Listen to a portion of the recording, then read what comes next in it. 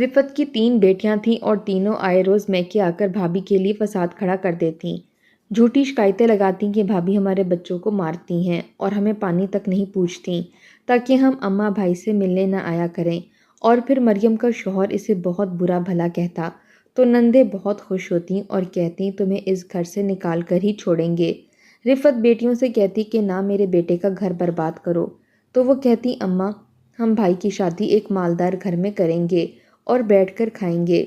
ایک دن مریم کے ساتھ نندوں نے بدتمیزی کی اور اپنے کپڑے پھاڑ کر کہنے لگیں بھابھی نے یہ سب کیا ہے، تو مریم کا شوہر اسے مارنے لگا تھا کہ اچانک رفت نے اسکرین پر CCTV ویڈیو چلا دی۔ نندوں کے تو قدموں تلے سے زمین ہی نکل گئی تھی، کیونکہ کانچ کا گلاس چھناک سے ٹوٹا تھا، کیونکہ مریم کی تینوں نندوں کو کوئی پرواہ نہ تھی کہ ان کے بچے کس قدر بدتمیز ہیں۔ وہ بھاگتی ہوئی اپنے کمرے سے آئی تھی۔ ابھی کچھ دیر پہلے ہی تو سب لوگوں کو کھانا کھلا کر تھک ہار کر وہ آرام کی غرض سے اپنے کمرے میں لیٹی تھی۔ دوپہر کا کھانا بنا کر جب وہ کھانا ٹیبل پر لگانے لگی تو اس کی نندیں کہنے لگیں ارے یہ کیا، وہی اماں کا پرانا ڈنر سیٹ، کیا اپنا جہیز تم سجانے کے لیے لائی ہو؟ ہم نہیں کھائیں گے اس میں کھانا، چلو جاؤ اور اپنا ڈنر سیٹ نکال کر ہمارے سامنے رکھو۔ ڈنر سیٹ تو اس لیے ہی ہوتا ہے نا تاکہ مہمانوں کے سامنے رکھا جائے، اور ہم سے زیادہ خاص مہمان تمہارے لیے اور کون ہو سکتا ہے؟ چلو جاؤ اپنا نیا ڈنر سیٹ لا کے رکھو، ہم اس میں ہی کھانا کھائیں گے۔ بڑی نند نے اس پر ایک نیا حکم صادر کیا تھا۔ پھر بیچاری نے اپنا نیا ڈنر سیٹ سامنے رکھا، شو کیس سے نکالا، اچھی طرح دھو کر صاف کر کے ٹیبل پر سجایا تھا۔ جیسے ہی کھانے کا پہلا نوالا لیا تو دوسری نند کہنے لگی اماں آپ نے بتایا نہیں مریم کو کہ میں تازی روٹی کھاتی ہوں، بالکل توے سے اتری ہوئی، مجھ سے نہیں کھائی جاتی یہ پہلے کی پکی ہوئی روٹیاں۔ پھر وہ کہنے لگی مریم جاؤ میرے لیے تازی روٹی بنا کر لاؤ، میرے بچے بھی بالکل تازی روٹی کھاتے ہیں، ہم لوگ رکھی ہوئی روٹی نہیں کھاتے، ہمیں بالکل بھی مزہ نہیں آتا۔ تو مریم فوراً سے دوبارہ سے کچن میں چلی گئی۔ گرمیوں کا موسم تھا، پہلے ہی اس کا آدھا دن تو نندوں کی فرمائشی کھانے بنانے میں ہی گزر چکا تھا، اور اب تازی روٹی۔ بہرحال مریم نے تازی روٹیاں بنا کر اپنی نند کو پیش کی تھیں، لیکن اس چکر میں اس کی اپنی بھوک ہی مٹ چکی تھی۔ وہ سوچ رہی تھی کہ کچھ دیر آرام کرنے کے بعد ہی کچھ کھا لے گی، لیکن جیسے ہی اپنے کمرے میں آ کے لیٹی تو اسے ایسا لگا جیسے کانچ کا کچھ گر کر ٹوٹا ہو، اس کی تو جان ہی نکلی تھی۔ بڑی مشکلوں سے اس کے والد نے اسے جہیز لے کر دیا تھا، انہوں نے اپنے کئی دوستوں سے ادھار پیسے لیے تھے، اور مہنگائی کا جو عالم آج کل چل رہا تھا، عام سا ڈنر سیٹ بھی 40-30 ہزار سے کم کا نہیں آتا تھا۔ وہ فوراً سے اٹھی اور جب بھاگ کر لاؤنج میں آئی تو اس کی قیمتی ڈنر سیٹ کا گلاس اور پلیٹ ٹوٹ چکی تھی۔ مریم کو اتنا غصہ آیا جس کی کوئی حد نہیں تھی، لیکن اس کی نند کو تو بالکل پرواہ نہیں تھی۔ اس نے اپنی بڑی نند سے کہا کہ تمہیں دھیان رکھنا چاہیے تھا، تم نے کیوں اپنے بیٹے کو پلیٹ پکڑائی؟ تو وہ کہنے لگی کیا ہو گیا، اب ٹوٹنے والی چیز تھی تو ٹوٹ گئی، اب اتنی سی بات پر میرے بچے کی جان لوگی کیا؟ مریم آئی اور غصے سے بولی کہ اگر آپ کے بچوں کو کھانے پینے کی تمیز نہیں تھی تو آپ نے میرا ڈنر سیٹ کیوں لگوایا؟ آپ کو اندازہ بھی ہے کہ ڈنر سیٹ کتنا مہنگا آتا ہے؟ مریم کی بات سن کر اس کی نند وویلا مچانے لگی اور کہنے لگی توبہ توبہ، ایک پلیٹ کیا ٹوٹ گئی، تم نے تو آسمانی سر پر اٹھا لیا۔ ارے بھائی کیا ہو گیا جو میرے بیٹے سے ایک پلیٹ ٹوٹ گئی؟ میری ماں نے بھی مجھے ٹرک بھر کر جہیز دیا تھا اور کتنی چیزیں اب تک ٹوٹ چکی ہیں، ہم نے تو یوں اپنے سسرال میں وویلا نہیں مچایا، ایک تم ہو کہ 4 پلیٹیں کیا قیمتی لے کر آ گئی، تب سے شور شرابہ شروع کر دیا۔ مریم تو یہ سن کر ہی پیچ و تاب کھا کر رہ گئی تھی۔ اس وقت رفت وہیں سائڈ پر نماز پڑھ رہی تھی۔ جیسے اس نے سلام پھیرا تو وہ کہنے لگی کہ رضیہ تمہیں دھیان رکھنا چاہیے تھا، بہو کا نیا سامان ہے، ابھی تو اس نے استعمال تک نہیں کیا، اور کیا ضرورت تھی اتنا مہنگا ڈنر سیٹ لگوانے کی، میرے ڈنر سیٹ پر ہی کھانا کھا لیتی۔ تو رضیہ کہنے لگی بس کریں اماں، آپ کو تو پتہ نہیں کیوں اپنی ہی سگی اولاد سے کوئی بیر ہے۔ رفت بیگم کہنے لگی میں تو تمہیں صحیح بات سمجھا رہی ہوں، ماں ہی سمجھاتی ہے، لیکن رضیہ کا منہ بن گیا تھا۔ وہ کہنے لگی رات کو آنے دو فاروق کو، ایک وہی ہے جو ہمارا سگا ہے، جس نے باپ کے مرنے کے بعد بھی باپ کی کمی محسوس نہیں ہونے دی ہمیں۔ یہ کہتے ہوئے اس نے دوپٹے کے کنارے سے اپنے آنسو رگڑ کر صاف کیے تھے، جو کہ ابھی آنکھوں سے نکلے بھی نہیں تھے۔ مریم جھوٹے برتن اٹھا کر کچن میں دھونے چلی گئی، اور اپنا باقی کا بچا ہوا ڈنر سیٹ فوراً سے اس نے شو کیس میں سنبھال کر رکھ دیا۔ رات کو جب فاروق آیا تو تینوں بہنیں بھائی کے پاس بیٹھ گئیں۔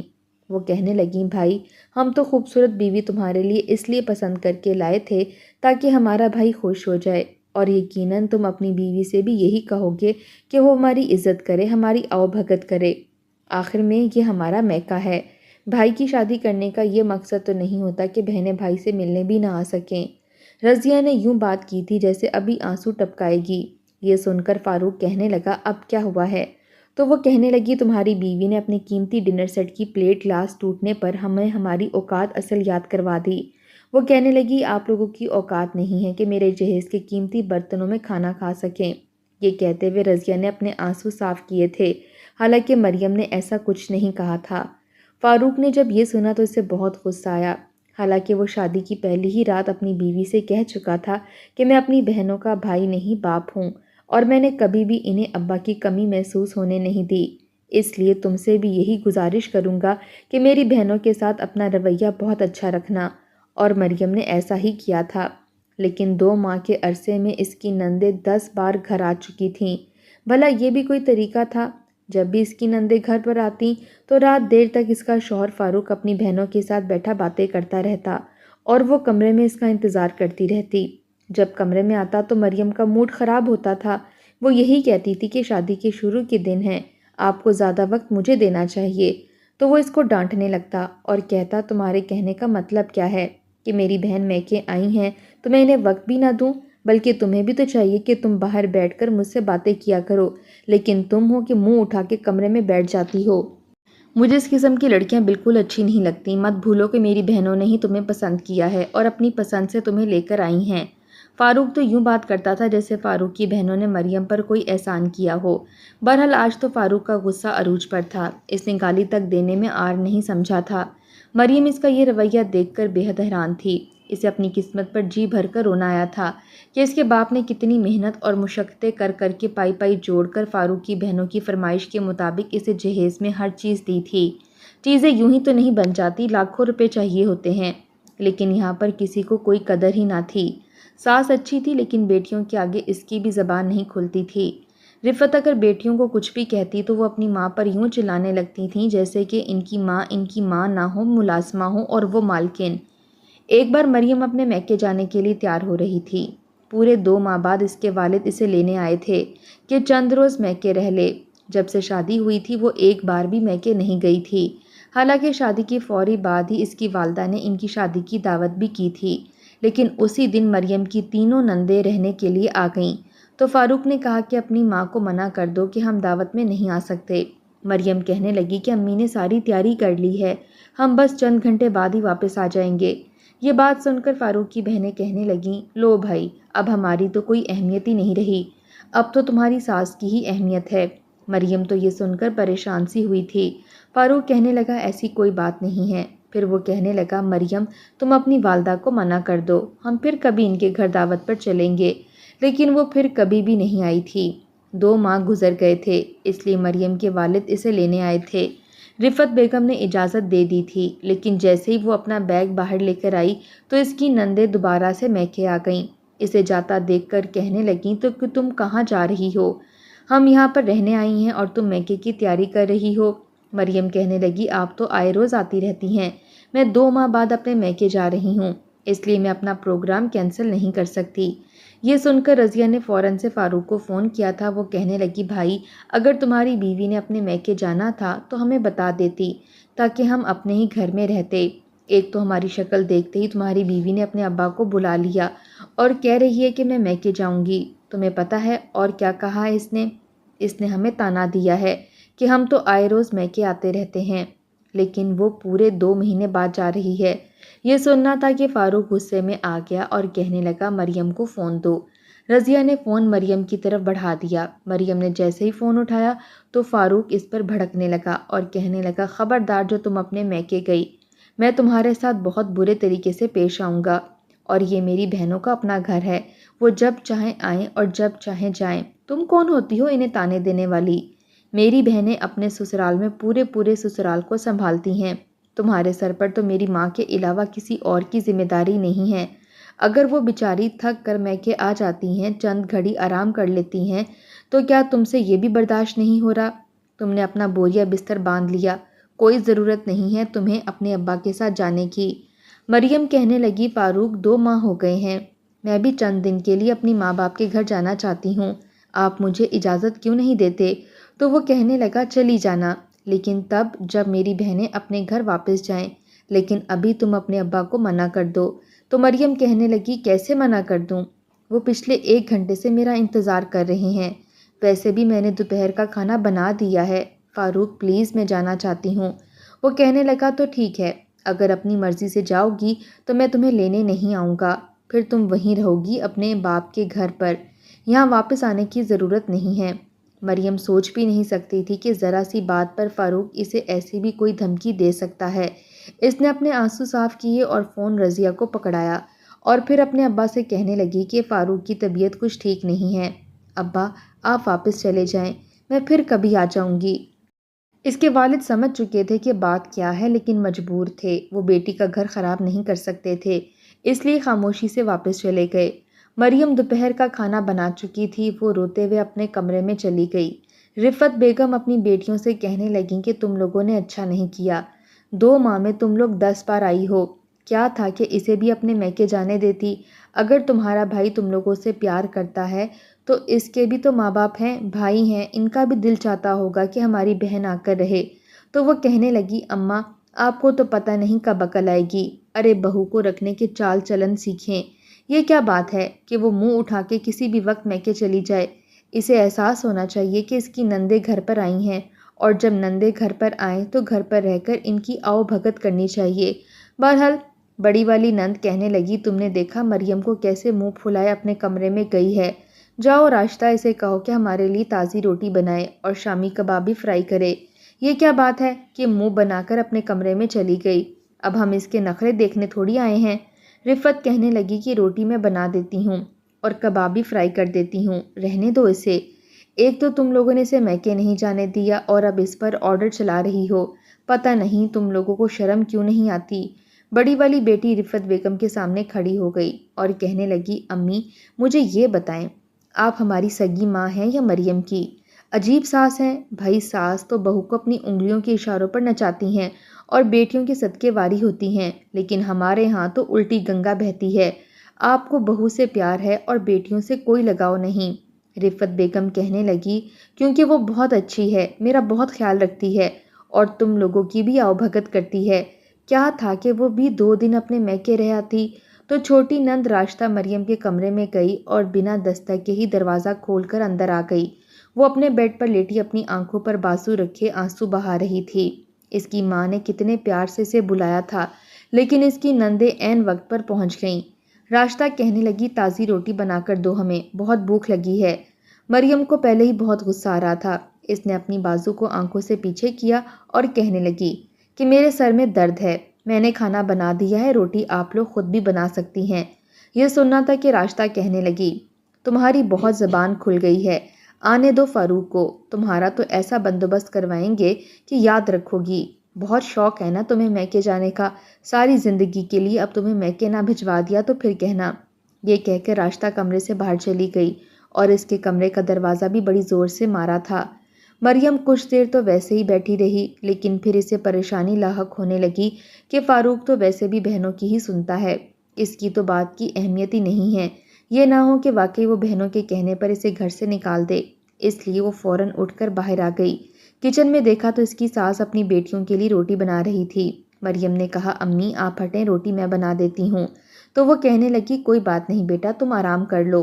تو وہ کہنے لگی نہیں نہیں میں روٹی بنا دیتی ہوں۔ اس نے اپنی ساس کے ہاتھ سے چمٹا پکڑا اور روٹیاں بنانے لگی۔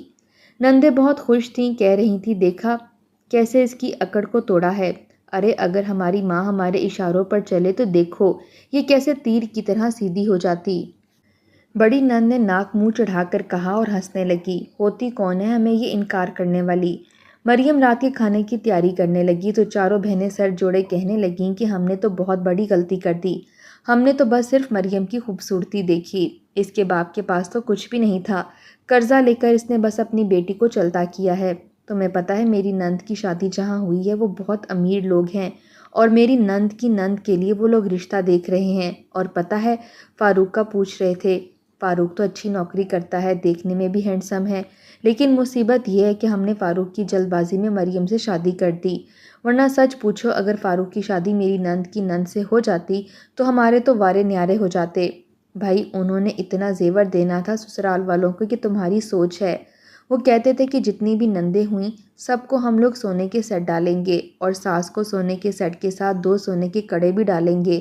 ہائے ہائے میرے بھائی کی تو قسمت ہی پھوٹ گئی، ایک تو لڑکی کے باپ نے اتنا خاص جہیز بھی نہیں دیا اور اوپر سے میڈم کا نخرہ تو دیکھو، یوں اکڑ دکھاتی ہے جیسے کہ ہم اس کے باپ کا لے کر کھا رہے ہیں۔ مجھے تو یہ مریم کی بچی ایک آنکھ اچھی نہیں لگتی۔ رفت بیگم اس وقت نماز میں مشغول تھیں، جیسے ہی انہوں نے سلام پھیرا اور بیٹیوں کی باتیں سن کر کہنے لگیں کہ تم سب کو ذرا بھی خدا کا خوف نہیں ہے، کیوں اپنے بھائی کا گھر برباد کرنا چاہتی ہو؟ تو وہ کہنے لگی بھائی کا گھر تو ہم نے برباد کر دیا، کاش کہ عقل سے کام لیا ہوتا تو آج ہم لوگ لاکھوں میں کھیل رہے ہوتے۔ مجھے تو خود پر افسوس ہو رہا ہے، ہم نے بس مریم کی گوڑی چٹی چمڑی دیکھی اور سمجھا کہ چلو بھائی خوش ہو جائے گا، ارے کیا پتا تھا میرا بھائی تو ہیرا تھا ہیرا، اس کے لیے تو امیر امیر لوگوں کے بھی رشتے آ سکتے تھے، کاش کہ میں نے پہلے ہی سوچ کے کوشش کی ہوتی۔ رفت کی بڑی بیٹی کو اس بات کا بہت قلق تھا کہ اچھی خاصی امیر لڑکی کا رشتہ ہاتھ سے چھوٹ گیا۔ راشدہ بھی کہنے لگی مجھے یاد آیا آپ کی نند تو پہلے سے شادی شدہ تھی، اسے تو طلاق ہوئی تھی، کیا آپ اس کی بات کر رہی ہیں؟ تو بڑی والی نے انگلی کا اشارہ کرتے ہوئے اسے چپ کروایا اور کہنے لگی ہاں تو کیا ہوا، دولت تو ہے نا اس کے پاس، ارے بھائی دولت پر ہر عیب چھپ جاتا ہے۔ پھر کہنے لگی کہ وہ لوگ فاروق کو بہت پسند کرتے ہیں، مریم اس گھر سے نکل جائے تو بڑے آرام سے فاروق کا رشتہ نجمہ کی نند سے ہو جائے گا، پھر تو ہمارے عیش ہیں، ہم بیٹھ کر کھائیں گے، کتنی دولت ہے اس کے باپ کے پاس۔ تینوں بہنیں ماں سے چھپ کر یہ پلان بنانے لگیں کہ کیسے مریم کو گھر سے دھکے مار کر باہر نکالا جائے۔ ایک بار انہوں نے ایسا کھیل رچایا کوئی سوچ بھی نہیں سکتا تھا کہ وہ اس حد تک بھی گر سکتی ہیں۔ ایک دن جب رات کو فاروق کے آنے کا وقت ہوا تو بڑی بہن نے اپنا منہ پیٹنا شروع کر دیا اور اپنے منہ پر زور زور سے تھپڑ مار کر اپنا منہ لال کر لیا، پھر دیوار سے اپنا سر مارنے لگی۔ اس بار رفت بیگم نے بیٹی کو نہیں روکا تھا، وہ چپ چاپ بیٹھی تماشا دیکھتی رہیں، پھر اس نے اپنے کپڑے بھی پھاڑنے شروع کر دیے۔ مریم تو یہ سب دیکھ کر حیران تھی کہ آخر اس کی بڑی نند کو ہوا تو ہوا کیا ہے، کیا اسے پاگل پن کا دورہ پڑا ہے؟ بہرحال اسے تو ویسے بھی ایسی باتوں سے بڑا خوف آتا تھا، اس لیے وہ آگے نہیں بڑھی۔ چھوٹی دونوں نندیں مل کر بڑی بہن کو قابو کیے ہوئے تھیں۔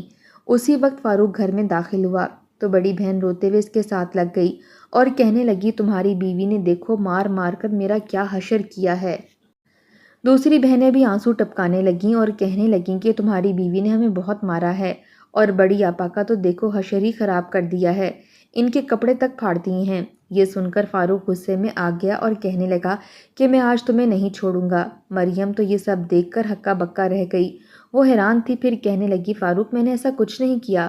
تو وہ کہنے لگا کہ پھر میری بہن بڑی جھوٹ بول رہی ہے۔ تو وہ کہنے لگی مجھے نہیں پتا، لیکن میں نے تمہاری آپا کو ہاتھ تک نہیں لگایا، مجھے تو لگا کہ شاید انہیں کوئی دورہ پڑا ہے۔ تو وہ کہنے لگا میری بہن کو مار کر تم اب مجھ سے جھوٹ بول رہی ہو اور جھوٹے الزامات لگا رہی ہو، آج تو میں تمہارا وہ حال کروں گا کہ تم یاد کرو گی۔